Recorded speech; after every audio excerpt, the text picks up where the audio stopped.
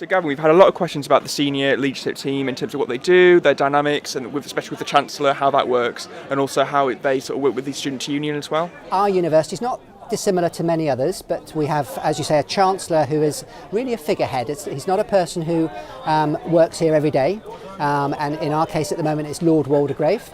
We then have the person who's actually day-to-day in charge of the university, that's the Vice-Chancellor. So that's Professor Robert van der Noor, and around him he has a senior leadership team which comprises the Deputy Vice-Chancellor, which is myself, and a number of Pro-Vice-Chancellors. Each Pro-Vice-Chancellor has an area that they're responsible for. But of course one thing that's really critical for us, and the reason we're here, is our students and the student body. And all of us on the executive board interact with students in different ways. So particularly in my role, that is the one, that role that has the most impact and most regular interaction with the student body. One thing that we do want to be able to do as much as we can is to be out and about with students, listening to what it is that they want to say, what they're concerned about, which is why this environment is so great, because you get some really good feedback. Someone has said there's never enough space to sit in the library, and kind of is asking what other options we have at the university, what can be done, things like that. So in terms of study space, I fully recognise that's something, especially leading up to exams, we need to have as much of that as we can available for our students. So in the library, as you I'm sure know, we have 400 additional study spaces that are now available. That isn't enough for all of our students, so what we also have in the ERS building, we're opening up a further 300 in the lead up to exams. And the best place to find that and where the spaces are is on our university study map. What events have the university and RUSU got for students with invisible illnesses? So, for example, chronic fatigue or any events that don't focus on alcohol? Absolutely, and I think you're right to ask a question like that, because many events at least are perceived to be alcohol involved in them in some extent.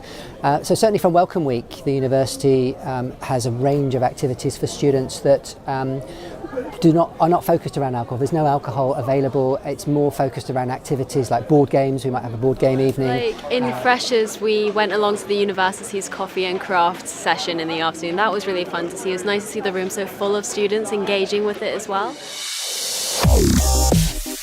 So we've had one question talking about, is there going to be more lighting around campus at all? The question of lighting comes up quite often, and it's under constant review, and we are regularly updating and uprating the type of lighting we have across campus. Particularly we're aware of late at night students perhaps walking back to halls or to their homes across campus, needing to ensure that it is well lit. I accept there are still some areas that we need to consider and improve, and those are very much on our agenda, and we're discussing those on a regular basis. It is about rolling out a programme of works across the institution. Yeah, so we've been running the Speak Up, Stay Safe campaign, which is really to get students to say where they feel, not just on campus but off campus as well, in the student areas where people live, just to say, even if it's like something like a pedestrian crossing, if they feel like they need to cross the road a bit safer, then let us know and we can see what we can do. Hi Ali. Students often feel out of the loop. How do you think the uni should make decision making more transparent? Okay, I think there's a really good question around student engagement really, and how we can best ensure that the student voice is heard at the university level, and we have a wide representation across everything that we do. So we're looking with RUSU, as you will know, but a project to look at wider student engagement. How can we better communicate with the student body in one way, so the student body is hearing from the university about what we're doing, but vice versa, how can we best hear back from students about what the issues are, what they would like to see happen.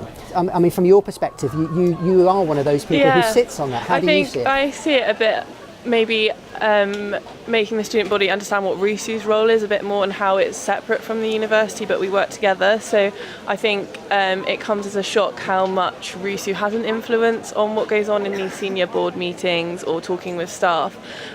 So I think that's definitely been something we've been working on as a team this year. With being more transparent, it is just hearing from us more, which is the difficult task, isn't it, to reach the whole student body.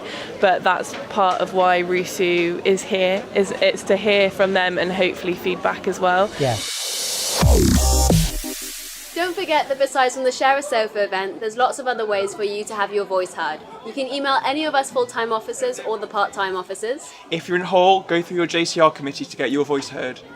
For all things academic, make sure you get in contact with your course and school reps. There are platforms that any students can come along to, such as our Student Voice event and Change It.